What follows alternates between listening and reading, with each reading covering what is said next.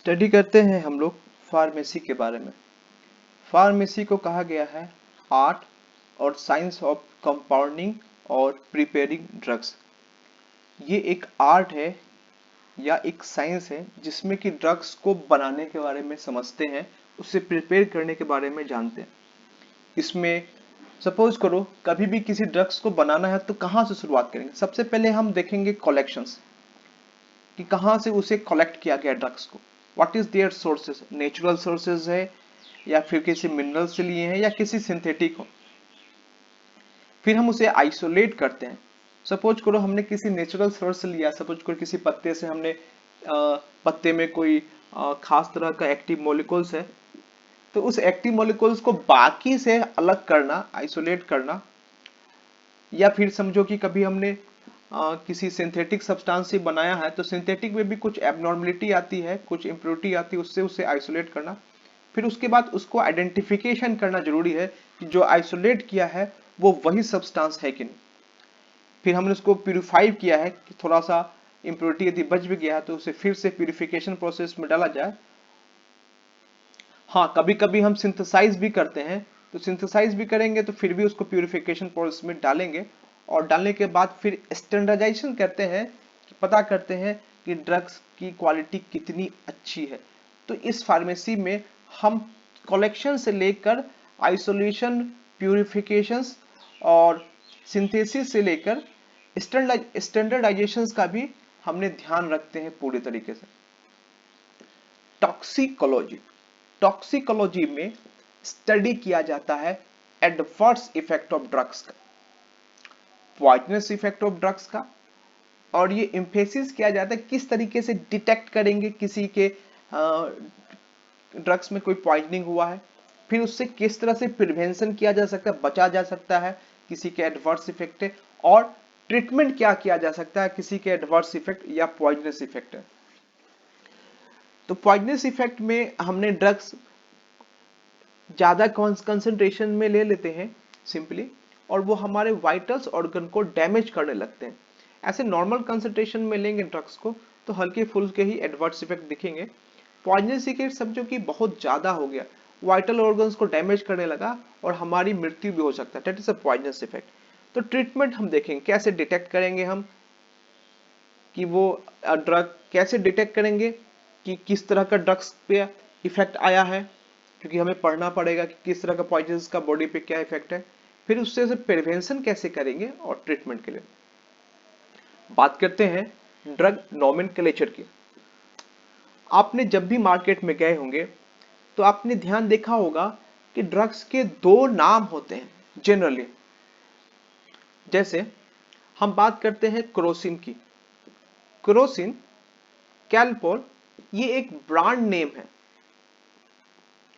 जिसे हम यहाँ पे एक ब्रांड नेम दिया गया है इंड्रल का, और इसके अंदर जो जेनरिक नेम है वो है प्रोपेरानोल और केमिकल नेम है 1 आइसोप्रोपाइल अमीनो 3 1 नेप्थिलॉक्सी। तो ये समझते हैं क्या होता है पहले जेनरिक नेम।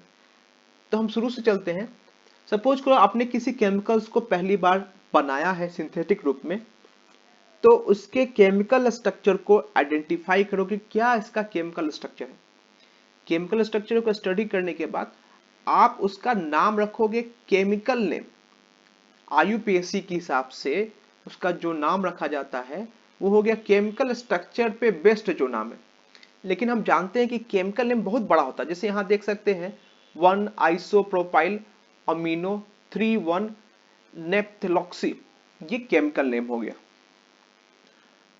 अब उस साइंटिस्ट ने कहा कि इतना बड़ा केमिकल नेम, आईयूपीएसी के हिसाब से हमने इसका केमिकल नेम तो रख दिया, जो इसका स्ट्रक्चर था उसी के हिसाब से आईयूपीएसी का name that is a chemical name वो तो रखा केमिकल स्ट्रक्चर पे, पर मार्केट में अब इसे क्या कहा जा सकता है। तो कमिटी बैठती है साइंटिस्ट की और उसने कहा इसे अब कहा जाएगा प्रोपेनोनोल नोलोल। आपने बहुत सारे जेनरिक नेम पढ़े होंगे, सिप्रोफ्लोक्सासिन, ओफ्लोक्सासिन या फिर पैरासीटामोल, जो कि ब्रांड नेम कैलपोल होता है। ये जेनरिक नेम कहे जाते हैं। जेनरिक का मतलब होता है कॉमन नेम, जिसे हम नॉन प्रोप्राइटरी नेम कहते हैं, जिसपे किसी का अधिकार नहीं होता है। जेनरिक नेम, कॉमन नेम या नॉन प्रोप्राइटरी नेम, इस पे किसी का अधिकार नहीं होता। तो पैरासीटामोल, प्रोपेनोलोल्स, ओफ्लोक्सासिन, सिप्रोफ्लोक्सासिन, ये सभी के सभी जेनरिक नेम है या कॉमन नेम है, क्योंकि जेनरिक को इंग्लिश में ट्रांसलेट करें तो कॉमन होगा। लेकिन अब कहा कि ये एक साइंटिफिक कमेटी ने इस जेनरिक नेम को डिसाइड किया है, लेकिन मार्केट में अब बहुत सारी कंपनियां हैं और उनके बीच में कंपटीशंस है, तो सभी कंपनियां चाहेगी कि मैं उसे एक अपना ब्रांड नेम दूं, तो उन्होंने ब्रांड नेम दिया अपना। जैसे कि उसको कहा, किसी कंपनी ने इंड्रेल कहा। पैरासीटामोल यदि जेनरिक है किसी का, तो उसका ब्रांड नेम बहुत सारे मार्केट में है, अलग अलग कंपनियों ने अलग अलग नाम दे के रखा है, तो वो नाम जो है उसी नाम पे उनका अधिकार होता है कि कैलपोल, कैलपोल ग्लाक्सोस्मिथक्लाइन का है।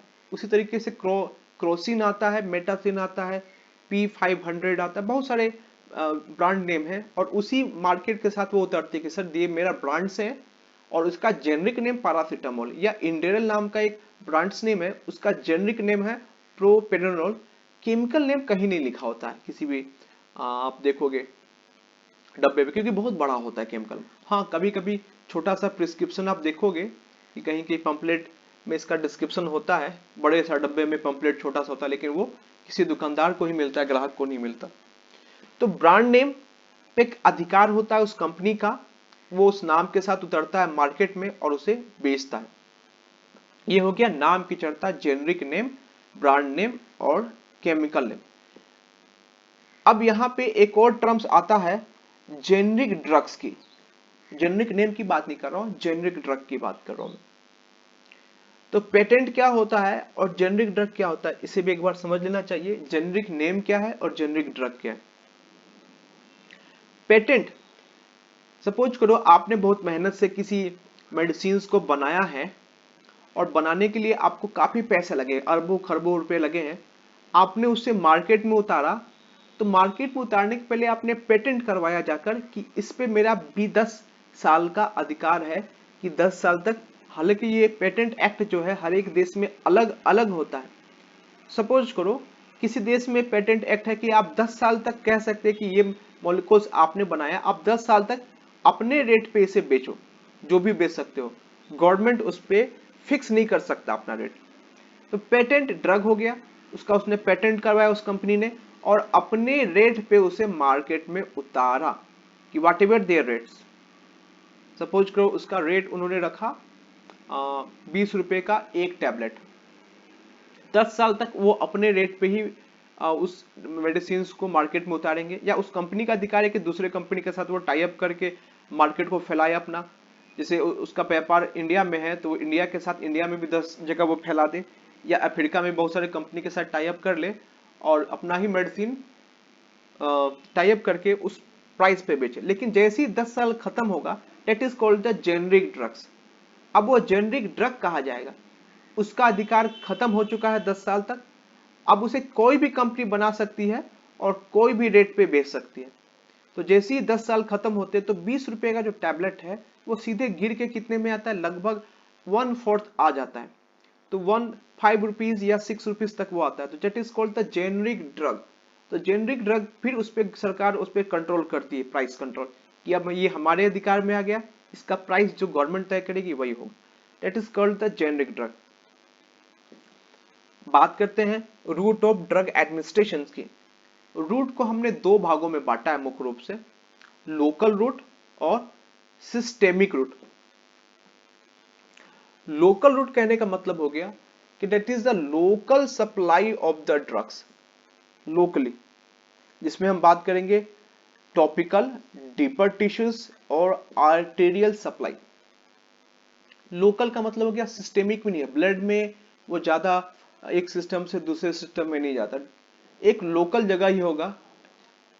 That is called topical route. Topical में क्या क्या आएगा, पहला में आई ड्रॉप, ईयर ड्रॉप, या स्किन पे लगाने वाला कोई ऑइंटमेंट्स, स्प्रे, पाउडर, ये टॉपिकल रूट्स होंगे। आई, ईयर और स्किन पे इस्तेमाल करने वाला कोई सब्सटेंस। हालांकि नोज वाला भी आता है कि नोज में थोड़ा इनहेलेशन वाला नहीं जो लंग्स तक चला जाता है, नोज में मतलब नेजल कैविटी तक जड़ जाता है, वो भी टॉपिकल में आएगा, लोकल रूट्स।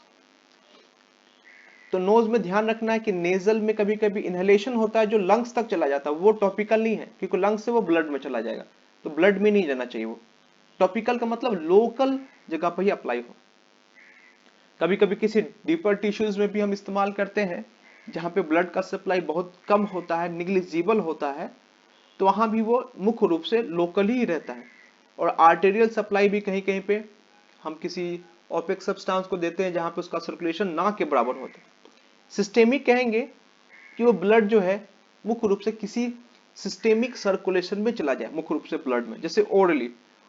ओरली भी सिस्टेमिक है, हम किसी ड्रग्स को ओरली कंज्यूम करेंगे तो जीआईटी ट्रैक्ट से होते हुए ब्लड में जाएगा और ब्लड से वो फिर पूरे सिस्टम में चला जाएगा। That is a systemic.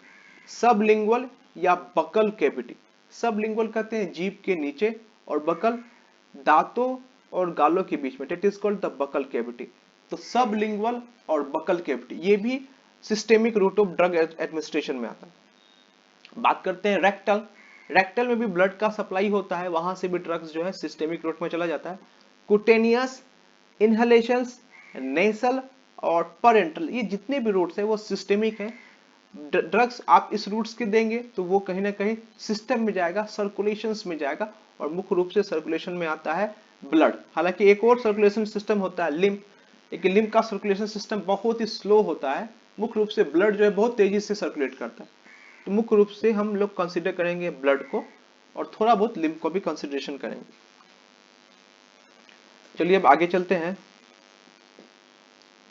Skin, skin पे देखेंगे सबसे पहले कि क्या क्या चीज इस्तेमाल की जा सकती है। ऑइंटमेंट्स इस्तेमाल हो सकता है, ये ऑयल एंड वाटर बेस होता है। पेस्ट इस्तेमाल होता है जिसमें पाउडर कंसंट्रेशन ज्यादा होता है, ये सेमी सॉलिड है दोनों के दोनों।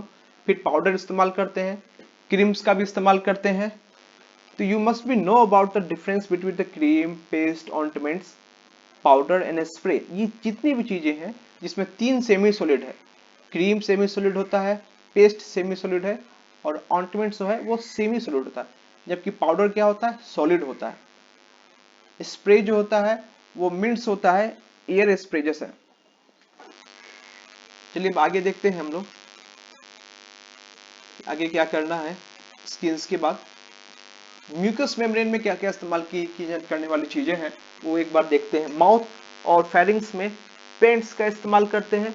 लोजेंजलिस, लोजेंजलिस देखा होगा आपने, स्टेप्सिल जैसी चीजें होती है या विक्स जैसी चीजें होती है, लोजेंजलिस कहा जाता है, जो माउथ में डालने के बाद धीरे धीरे पिघलता है, जैसे कि चॉकलेट जैसी चीजें हो गई।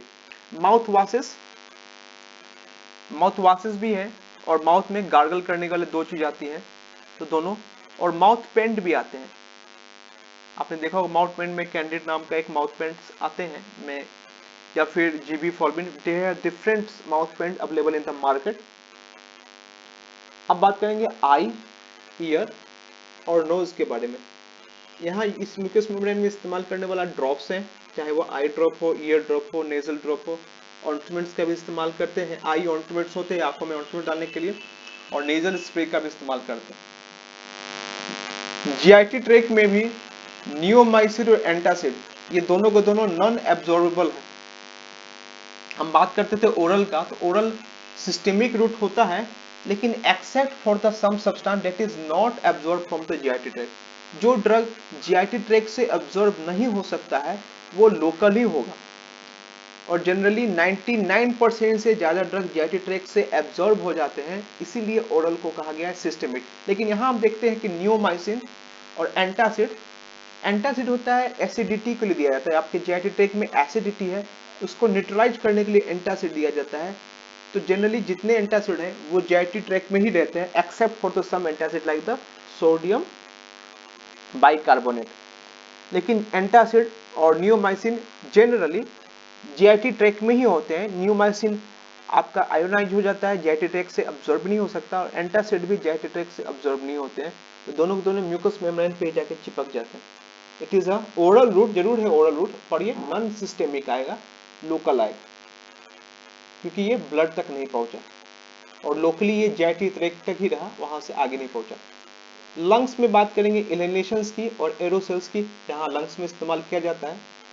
यूरेथ्रा में बात करेंगे जेलीज की, बहुत सारे जेलीज है, जैसे लिडोकेन जैसे जेलीज भी होते हैं जो यूरेथ्रा में इस्तेमाल किया जाता है। वजाइना में बात करेंगे तो पेसरीज या वजाइनल टैबलेट्स होते हैं, और एनल कैनाल्स में जो इस्तेमाल किया जाता है वो होता है सपोजिटरी। ये जितने भी म्यूकस मेम्ब्रेन में इस्तेमाल करने वाले ड्रग्स हैं। फॉर्मुलेशन है, ड्रग फॉर्मुलेशंस। अब इसमें हम जो भी ड्रग्स का इस्तेमाल करें, हालांकि यहाँ पे एक ड्रग्स का नाम लिखा गया नियोमाइसिन, और जितने बाकी हैं वो ड्रग फॉर्मुलेशन है, जैसे पेंट्स है, लोजेंजलेस है, माउथ वाशेस, ये फॉर्मुलेशंस का नाम बताया गया है। ड्रग डोजेस फॉर्म, इसे कहेंगे हम लोग drug doses form. Different drug doses form का इस्तेमाल किया गया है। ड्रग डोजेस फॉर्म में बहुत सारी चीजें आपको आगे पढ़ने को मिलेगी, कि जैसे टैबलेट एक ड्रग डोजेस फॉर्म हो गया, कैप्सूल सॉलिड है, सॉलिड डोजेस फॉर्म हो गया, है ना। लिक्विड में डोजेस फॉर्म में सिरप आता है, लिलिमेंट्स आते हैं, ये लिक्विड डोजेस फॉर्म में हो गया। एमल्सन लिक्विड डोजेस फॉर्म में, सेमी सॉलिड में आता है आपका डोजेस फॉर्म में ऑइंटमेंट्स, क्रीम, ये सब सेमी सॉलिड है। डीपर टिश्यूज की बात करेंगे तो इंट्रा आर्टिकुलर इंजेक्शंस, आर्टिकुलर कहा जाता है दो हड्डियों के बीच में। सपोज को आपके कोई फास्ट बॉलर है और उसके कंधे में बहुत इंजरी हो गई है, तो हम क्या करते हैं, इंट्रा आर्टिकुलर इंजेक्शंस देते हैं हाइड्रोकोर्टिसोन्स का। ये एक एंटी इंफ्लेमेटरी ड्रग्स है और दोनों जॉइंट्स के बीच में दिया जाता है। इंट्रा थेकल इंजेक्शंस ये स्पाइनल कॉर्ड में दिया जाता है, स्पाइनल सब एचवाइड स्पेस में, जैसे लिग्नोकेन या एम्फोटेरिसिन बी हो गया, ये उसमें दिया जाता है इंट्राथिकल इंजेक्शंस को। और तीसरा है रेट्रोबल्बर इंजेक्शंस, जिसमें हाइड्रोकोर्टिसोन एसिटेट्स हैं, ये आपके आई के बिहाइंड में पीछे में देते हैं, आंखों में पीछे डालते हैं। रेट्रोबल्बर मतलब आई का जो बॉल होता है उसके पीछे दिया जाता है, ये भी हाइड्रोकोर्टिसोन एसिटेट है, इसका भी इस्तेमाल हम लोग करते हैं इन्फ्लामेशन के केसेस में।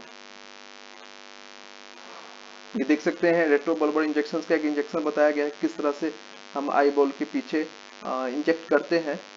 It's very good figure. यहाँ पे भी बहुत सारे और बताए गए, इन सब कंजनाइटल रूट्स भी है, रेट्रोबल्बर भी है और पेरीबल्बर भी है। ये अलग अलग आई के रूट्स बताए गए हैं यहाँ पर। Arterial supply, intra cancer drugs में फेमोरल और ब्रेंकियल आर्टरी में इंट्रा आर्टेरियल इंजेक्शंस का इस्तेमाल किया जाता है, या कॉन्ट्रास्ट मीडिया में एंजियोग्राफी में भी इंट्रा आर्टेरियल इंजेक्शंस का ही इस्तेमाल किया जाता है। अब हम बात करेंगे सबसे इंपॉर्टेंट टॉपिक्स की, first pass metabolism. First pass metabolism क्या होता है और ये इतना इंपॉर्टेंट क्यों है, लेकिन इसके पहले थोड़ा सा हम लोग विश्राम लेंगे।